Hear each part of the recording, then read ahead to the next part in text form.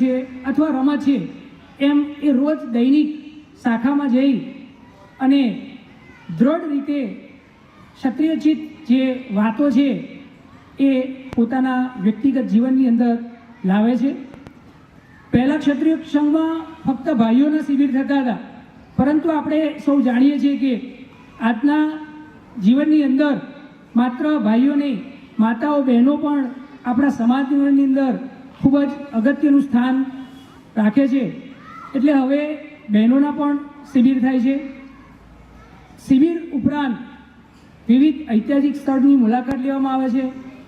જુદા જુદા આપણા રાજપૂત ભાઈઓ જે ગામમાં રહેતા હોય છે ત્યાં એ ભાઈઓનો સંપર્ક કરી અને ક્ષત્રિયોજિત સંસ્કાર માટેની વાત પણ કરવામાં આવે છે। તો આ રીતે ક્ષત્રિય સંઘ એક વ્યક્તિ નિર્માણથી સમાજ નિર્માણ અને સમાજ નિર્માણથી રાષ્ટ્ર નિર્માણનું ખૂબ જ અગત્યનું કામ કરે છે। હમણાં જ 22 ડિસેમ્બરે સ્થાપના દિવસ ગયો। એ દિવસે લગભગ સમગ્ર ભારતની અંદર 200 સ્થાપના દિનના પ્રોગ્રામ જુદી જુદી જગ્યાએ કરવામાં આવ્યા।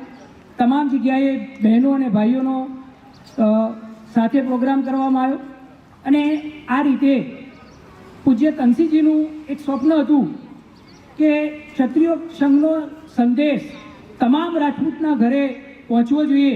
એ રીતે ક્ષત્રિય સંઘ કોઈ ઉતાવળથી દરેકને કોઈ રાજપૂત ક્ષત્રિય બનાવવા માગતું નથી, પણ ધીમે ધીમે આજે ક્ષત્રિય સંઘને 2024માં એને 79 વર્ષ પૂર્ણ થાય છે, ત્યારે એ આટલા વર્ષોથી સતત કાર્ય કરતું આવ્યું છે, છતાં પણ ખૂબ દૃઢ રીતે અને ખૂબ જ શાંતિથી ધીરજથી એ દરેક રાજપૂત દરેક ક્ષત્રિયને જે ક્ષત્રિયના જે ગુણો છે એ વિકસાવવાનું કામ કરે છે। આપણા જે કંઈ ગુણો છે શૌર્યમ તેજો દુધિદક્ષે યુદ્ધે ચાપ્ય પલાયમ દાનવીશ્વર ભાવચમ ક્ષાત્ર કર્મ સ્વભાવ વીરતા ધીરતા પ્રભાવ ચતુરાઈ સંઘર્ષ, આ તમામ જે ગુણો છે આપણી અંદર રહેલા છે। ફક્ત ને ફક્ત આપણે એને વિકસાવવાનું કામ કરવાનું છે અને આ બાબત ક્ષત્રિય સંઘ ખૂબ સારી રીતે શાખા અને શિબિર દ્વારા એને કરવામાં આવે છે। આ ક્ષત્રિય સંઘનું કામ માત્ર રાજસ્થાન ગુજરાત નહીં પણ સમગ્ર રાષ્ટ્રની અંદર 9 થી 10 રાજ્યોમાં થાય છે અને ક્ષત્રિય સંઘના જે કંઈ સદસ્ય વિદેશમાં છે ત્યાં પણ ક્ષત્રિય સંઘનું કાર્ય ખૂબ વિશાળ રીતે અને ખૂબ સહૃદયે કરવામાં આવે છે। તો આપ સર્વને નમ્ર વિનંતી છે, આપ પણ આપના જે બાળકો છે એને ક્ષત્રિયોજિત સંસ્કાર માટે ક્ષત્રિય સંઘ દ્વારા યોજવામાં આવતા શાખા અને શિબિરમાં મોકલો અને આપણા જે સંસ્કાર છે એ સંસ્કારને જાળવવાનું કામ જો અત્યારે કોઈ સંસ્થા કરતી હોય તો એ માત્ર ને માત્ર ક્ષત્રિય સંઘ છે। કારણ કે આજે આપણે શિક્ષણ માટે શાળામાં તો મોકલીએ છીએ, પણ એ તમામ જે જ્ઞાન છે એ માત્ર આપણને ચોપડીમાં જોવા મળે છે, પણ ખરેખર આપણી અંદર રહેલી જે ક્ષાત્રવટની જે શક્તિ છે એને ઉજાગર કરવા માટે ક્ષત્રિય સંઘ દ્વારા કરવામાં આવતી શિબિરમાં જ શીખવા મળશે। તો આજના આ કાર્યક્રમની અંદર ક્ષત્રિય સંઘ વિશે આપ સર્વને જે કે માહિતગાર કરવામાં આવ્યા, આપ સૌ શાંતિથી સાંભળ્યા બદલ આભાર। ક્ષત્રિય સંઘ વિશે અરવિંદસિંહે સમય ફાળવીને આપણને ખૂબ જ સુંદર માર્ગદર્શન આપ્યું। કારણ કે ક્ષત્રિય સંઘ વિશે હું મારી પર્સનલી વાત કરું તો હું બહુ પરિચયમાં નથી, એના સમયે ચાલુ થઈ ગયું અને સમયે પૂર્ણ થઈ ગયું તો ખરેખર ખૂબ જ સરસ અને એમના પ્રોગ્રામમાં આપણે તાલી પાડવાની નથી, પણ કંઈ વાંધો નહીં, ક્ષમા થઈ ગયું તો કંઈ વાંધો નહીં। દ્વારા કોઈ પણ પ્રકારનું કથાકથન કહી શકાય તેને આપણે શ્લોક કહીએ છીએ અને શ્લોકનો શાબ્દિક અર્થ ધ્વનિ, પ્રશંસા, શ્રુતિ, કીર્તિ, યશ કે કોઈના ગુણ કે વિશેષતા હોઈ શકે તો આવા જ શ્લોકને આપણા બોપલગુમાના નિકુલસિંહના દીકરા ઉંમરના દક્ષાસિંહ આપણને શ્લોક કહેશે, તો આપણે એમને પછી તાળીઓથી વધાવીશું।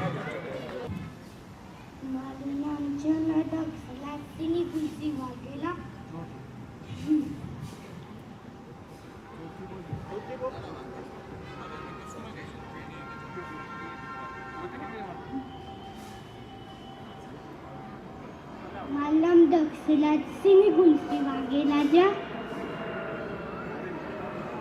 ગાયત્રી મંડલા ઓમ ભૂલ ભુવ સ્વઃ તસ્સવિતુર્વરેણ્યં ભર્ગો દેવસ્ય ધીમહિ ધિયો યો નમો પ્રચોદયાત.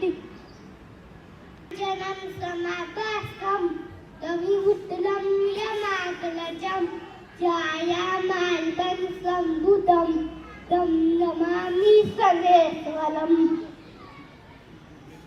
મૃત્યુંજય મંડલ ઓમ લંબકમ યજામહે સુગંધિં પુષ્ટિવર્ધનમ મૂલવાલુકમે વંદના મૃત્યુમુક્ષીયમામૃતા સરસ્વતી સોતલ યા કુંડે દુસંતોલા યા શુભ્લલસ્લાવતા યા વીણાવર્તંતી મંતી દક્ષલા યા શ્વેતપદ્માસના યા બ્રહ્મચુત્સંકલ્પલઘુદેવી દૈવે સદાવંતિતા સમાપાતુ ભગવતી દેવી નિશેષજ્યાયાપહા.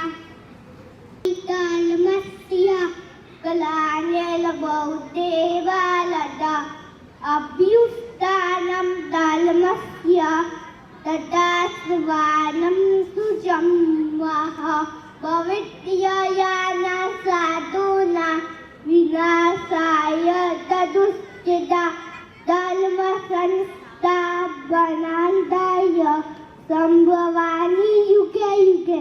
Thank you. જય માતાજી સૌને. મારું નામ યુગવીરસિંહ દિગ્વિજયસિંહ ચુડાસમા. હું આજે શિવાજી મહારાજની કહાની સંભળાવવા માંગુ છું. શિવાજી મહારાજનો જન્મ 1627માં થયો હતો. એમની માનું નામ જીજાબાઈ હતું અને એમના પપ્પાનું નામ શાહજી ભોસલે હતું. એ 14-13 વર્ષની ઉંમરમાં જ તલવારબાજી જેવા કલાકારી શીખી ગયા હતા. એ મોટા થયા ત્યારે એમને બહુ બધું સહન કરવું પડ્યું હતું. એ હું આ કહાનીમાં કહીશ. એક દિવસ માં જીજાબાઈ રાયગઢમાંથી કોંકણ કિલ્લાને જોતા હતા. ત્યારે એમને ત્યાં બહુ જ સારું લાગ્યું, પણ ત્યાં એમને એક મુગલનો ઝંડો હતો. એ એમને સારો ન લાગ્યો, તો એમને શિવાજી મહારાજને માંગ કરી કે એ કોંકણ કિલ્લાને જીતી લે. પણ કોંકણ કિલ્લાને જીતવું એટલું આસાન નહોતું જેટલું જીજાબાઈ વિચારતા હતા. શિવાજી મહારાજ વિચારતા હતા કે આ કોંકણ કિલ્લાને કેવી રીતે જીતવું. તો એક દિવસ એમને સભા બોલાવી, બધા સૈનિકોને સભામાં રાખ્યા અને સભામાં કીધું કોણ કોંકણ કિલ્લાને જીતીને લાવશે. તો કોણ તાનાજી માલુસારે જેવા સૈનિકોએ હાથ ઉપાડ્યા અને ચાલી નીકળ્યા કોંકણ કિલ્લાને જીતવા. કોંકણ કિલ્લાની ખાસ વાત કે એ કિલ્લો એકદમ સ્ટ્રેટ, એકદમ સીધો હતો, એટલે એની ઉપર કોઈ ચડી જ ન શકે. તો તાનાજી માલુસરે એક ઘોડે લઈને આવ્યા હતા. એ ઘો ડાયરેક્ટ ચડી જતી હતી. એ માલુસરે એને ત્યાં રાખી તો એ વારે વારે પડી જતી હતી. તો ત્યારે તાનાજી માલુસરે ઘોડે કીધું કે તું ચડી જા, નકર હું તને કાચે કાચો ખાઈ જઈશ. તો ઘો તરત ઉપર ચડી અને તાનાજી માલુસરે ને એના સૈનિકો ઉપર ચડવા માંડ્યા. ચડીને પછી જ્યારે એ પહોંચ્યા ત્યારે હર હર મહાદેવનો લલકાર લઈને એ યુદ્ધ ચાલુ કર્યું. યુદ્ધમાં જ્યારે જયસિંહ હારે તાનાજી માલુસરે આવ્યા ત્યારે બહુ લડાઈ થઈ એમની વચ્ચે અને એમાં જ તાનાજી માલુસારેની ધાર તૂટી ગઈ ત્યારે એમનો હાથ કપાઈ ગયો હતો. તો એમણે જયસિંહને ધક્કો મારીને પોતાના હાથમાં લાલ પટ્ટો લપેટી લીધો અને યુદ્ધ ચાલુ કર્યો અને જીત કરી. અને એ વખતે તાનાજી માલુસારે શહીદ થઈ ગયા. એ દિવસ અકબર બહુ જ ગુસ્સામાં હતો કે આ સ્થાન શિવાજી મહારાજ ફૂટના માણસ શાયસ્તા ખાનને બોલાવી કીધું કે શાયસ્તા ખાન તું શિવાજી મહારાજને માર નાખ. તો શાયસ્તા ખાન વિચારવા માંડ્યો કે હું શિવાજી મહારાજને કેવી રીતે મારું. એની લંબાઈ બહુ મોટી એટલે એણે એક વિચાર કર્યો કે હું શિવાજી મહારાજને પોતાના જગ્યાએ લઈ જાઉં અને એમને છાતી ચીરી દઉં. અને શિવાજી મહારાજને ખબર હતી કે આ સંદેશો મુગલ મને મારવા હાટુ જ મોકલ્યો હશે એટલે એમને અંદરથી શિલ્ડ પહેરીને ગયા. જ્યારે એ ગયા ત્યારે શાયસ્તા ખાન એમની હારે બહુ સારી વાતો કરતો હતો. પછી જ્યારે શાયસ્તા ખાને શિવાજી મહારાજને ગલે લગાવ્યું ત્યારે શિવાજી મહારાજને એને ધાર કરીને આમ માર્યું. તો શિવાજી મહારાજને કંઈ ન થયું ને શિવાજી મહારાજને ખબર પડી ગઈ કે આ મને મારવાનો વિચારતો હતો અને શિવાજી મહારાજને પોતાના હાથમાંથી બાઘ નખ નીકાળીને શાયસ્તા ખાનનું પેટ ચીરી દીધું. સર્વે વડીલોને હૃદય માતાજી. મારું નામ છે કૃષ્ણાસિંહ કિશોરસિંહ ગોહિલ. આજે એક એવા સુરવીર રાજાની વાત કહેવા જઈ રહ્યો છું. એમનું નામ હતું વીર અમીરસિંહજી ગોહિલ. એમનો જન્મ લાઠી ગામમાં થયો હતો. 3 ભાઈઓમાંથી સૌથી નાના હતા. એક વખત મોટા ભાઈ સાથે ઝઘડો થવાને લીધે એમને મારવા જતું રહેવું પડ્યું. ત્યાં તેઓ ઘણો સમય રહ્યા. પછી જફર ખાનની સેનાએ સોમનાથ ઉપર હુમલો કર્યો તો મોટા ભાઈએ એમને પાછા બોલાવી લીધા ને હુમલોની વાત ના કરી. પછી એક વખત અમીરસિંહજી એમના મિત્રો સાથે જમતા હતા ત્યારે એમની ભાભીએ મસ્તી કરી કે આટલા ઉતાવળે કેમ જમો છો? સોમનાથની સખાતે જવું છે કે શું? વીર અમીરસિંહજીએ સુરવીરતા કર્યું.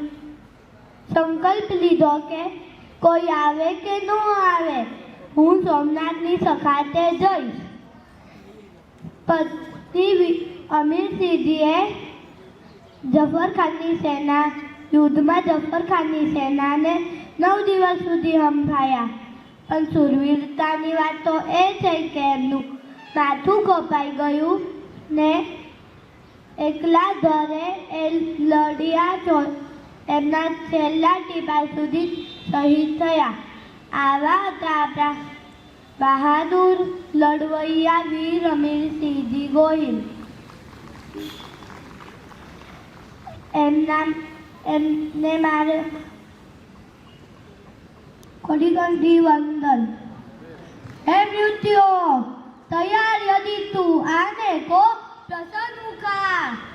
द्वार खुला है स्वागत तेरा प्रसन्न मुखा. Thank you. તાલના ગડગડાટથી આપણે અશોકસિંહ બાપુને વધાવી લઈશું.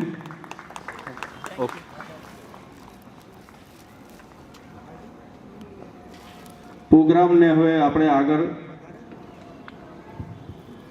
સમય ઓછો છે, કેટલા મિનિટનો પીરિયડ લો? બસ 25-30 મિનિટ નો વાંધો નહીં બાબુ સાહેબ.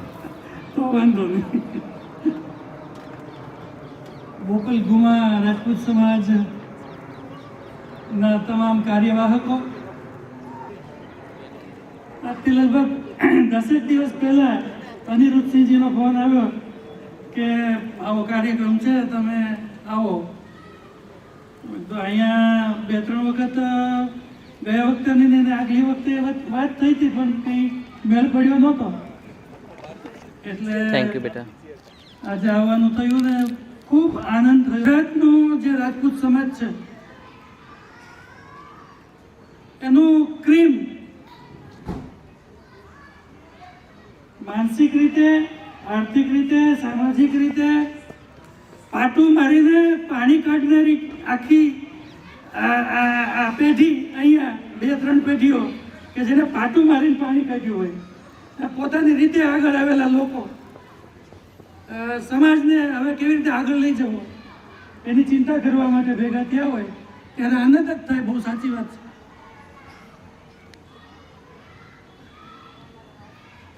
બે ત્રણ વાત મારા મનમાં છે.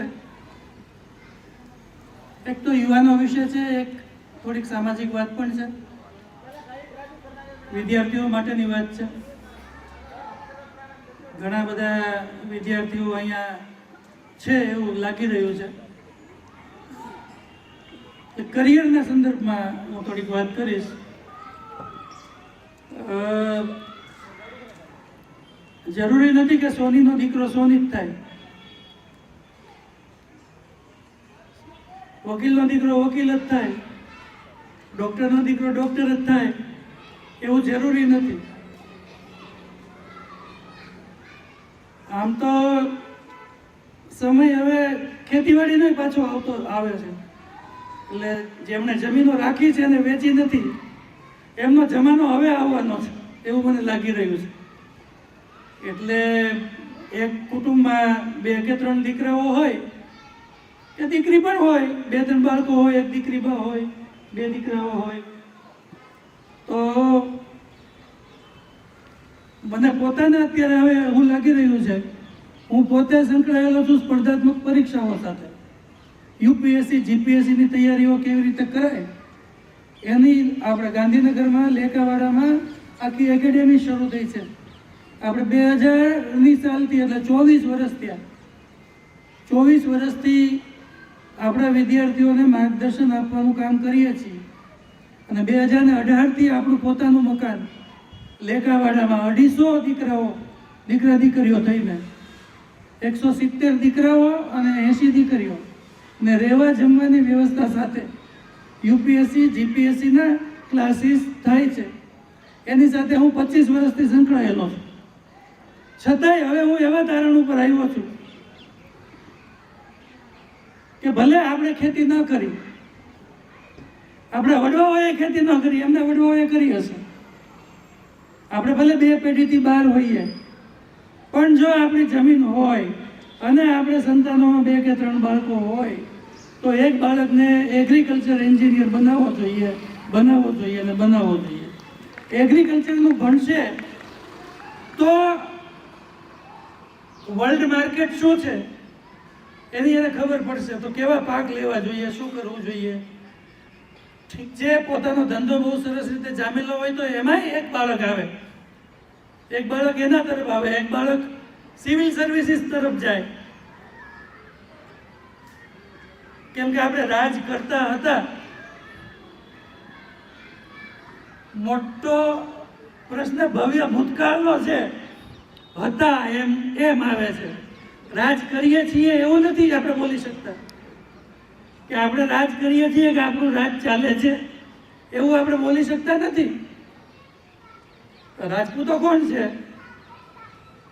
જે રાજ કરે છે એના પુત્રો એ રાજપૂત. હવે આપણામાંથી કોનું રાજ ચાલે છે? આમાંથી તો આપણા બાળકોના રાજપૂત કહેવાશે? કેવી રીતે કહેવાશે? ક્ષત્રિય જો સંસ્કાર, ક્ષત્રિય યુવક સંઘની આખી પરંપરા બાળકોને, જે અમીરજી ગોયલને યાદ કર્યા, શિવાજી મહારાજને યાદ કર્યા, આ બધા સંસ્કારો બરોબર છે, પણ અધિકાર આપણને મળતો નથી. અધિકાર લોકશાહીમાં અધિકાર કોની પાસે છે? તો કે કાં રાજ કરે છે એની પાસે. એટલે 182 જણા ગાંધીનગરમાં બેઠા છે એમની પાસે, કે જિલ્લા પંચાયતના પ્રમુખ છે એમની પાસે, કે સંસદ સભ્ય છે એમની પાસે, કે મિનિસ્ટરો છે એની પાસે. પૂજ્ય ધનસિંહજીને 1946માં આ વિચાર આવ્યો ત્યારે જો આવી દારૂણ પરિસ્થિતિ હતી, એમ આપણે કહીએ છીએ, એમને લાગ્યું કે મારા સમાજની સ્થિતિ દારૂણ છે, એટલે આપણે ક્ષત્રિય યુવક સંઘની સ્થાપના કરવી જોઈએ.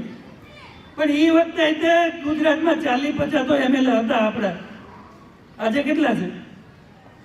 તો આજે સ્થિતિ, ગાડીઓ ભલે વધી આપણા બધા પાસે, શેવરોલેટ આવીને કંઈક આવી, રોલ્સ રોયસ આવીને બધું જ છે, સંપન્ન છીએ આપણે, પણ આપણી પાસે અધિકાર કેટલો છે?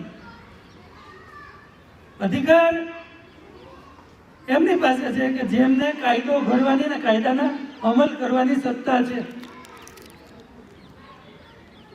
અધિકારપૂર્વક જે માણસ કહી શકે, જે વ્યક્તિ અધિકારપૂર્વક કોઈ વાત કરી શકે એ અધિકારી. શિક્ષક છે તો એ શિક્ષણની વાત કરે તો એ અધિકારી. વકીલ છે વકીલાતની વાત કરે તો અધિકારી. કોઈના ધંધામાં પોતાની પેલી શું કહેવાય, મોનોપોલી, કૌશલ્ય હોય, મોનોપોલી હોય કોઈ આઈટમમાં, તો એ અધિકારી. ટૂંકમાં એનું જ સાંભળવું પડે. અલ્ટિમેટ વચન એમનું કે ભાઈ પેટ્રોલના ધંધામાં આમ, તો કે આમ, વિરમદેવભાઈ. બરાબર. તો ત્યારે 46માં આપણા કેટલા અધિકારીઓ હતા અને 2024ની સાલમાં આપણા કેટલા અધિકારીઓ છે? કોન્સ્ટેબલથી માંડીને SP સુધી, ક્લાર્કથી માંડીને કલેક્ટર સુધી 2000ની સાલથી આ કામ ચાલુ કર્યું છે. આપણા છોકરાઓને કેળવવાનું, એને ધૂસરી નાખવાનું. બરોબર. આપને જાણીને નવાઈ લાગશે કે આ 24 વર્ષમાં 20,000 કરતાં વધારે રાજપૂતો જેમના નામ પાછળ સિંહ, ભા કે બા લાગતું હોય એ ગવર્મેન્ટના કોન્સ્ટેબલથી માંડીને SP સુધી કામ કરે છે. તમે મેં કેટલા પૈસા ખર્ચ્યા? આજે માનો કે આ પ્રોગ્રામ છે તો સ્પોન્સર્સ આપણને મળ્યા હોય, બરોબર છે, ભોજનનો ખર્ચો થાય. હું તો પૈસા લેતો નથી, નહીંતર કોકને બોલાવવા, વક્તવ્ય આપવા માટે બોલાવવા તો એને 5,000નું કવર આપવું પડે. આ બધો ખર્ચો થાય ONDMનો, બરોબર. આ બધું ગણીને આ શિક્ષણના વિષય પાછળ, હવે હું ધંધાદારી વાત કરું છું, શિક્ષણના વિષય પાછળ આ સમાજે રાજકોટ હોય, ભાવનગર હોય, કચ્છ હોય, જામનગર હોય, ગાંધીનગર હોય, અમદાવાદ હોય, સંસ્થા અનેક હોય, ABCD જેટલી સંસ્થાઓ એ વિષય માટે કામ કરે છે, બધી સંસ્થાઓ લગભગ હું ધારું છું ત્યાં સુધી 30 કરોડ રૂપિયાનો ખર્ચ કર્યો છે આ વિષય પાછળ. માત્ર 30 કરોડ રૂપિયા. એની સામે પાટીદાર સમાજનું સરદારધામ માત્ર 3,000 કરોડનું છે. એક માત્ર અમદાવાદનું સરદારધામ, એનો ખર્ચો 3,000 કરોડનો છે. અને મારું નામ સિદ્ધરાજસિંહ મહેન્દ્રસિંહ ઝાલા, મૂળ ગામ સમલા, સુરેન્દ્રનગર જિલ્લો. હાલ રહેવાનું મારે કવિશા સેલિબ્રેશન સાઉથ બોપલ. હું સિનિયર સોફ્ટવેર એન્જિનિયર છું અને મારા વાઇફનું નામ દર્શકાબા સિદ્ધરાજસિંહ ઝાલા.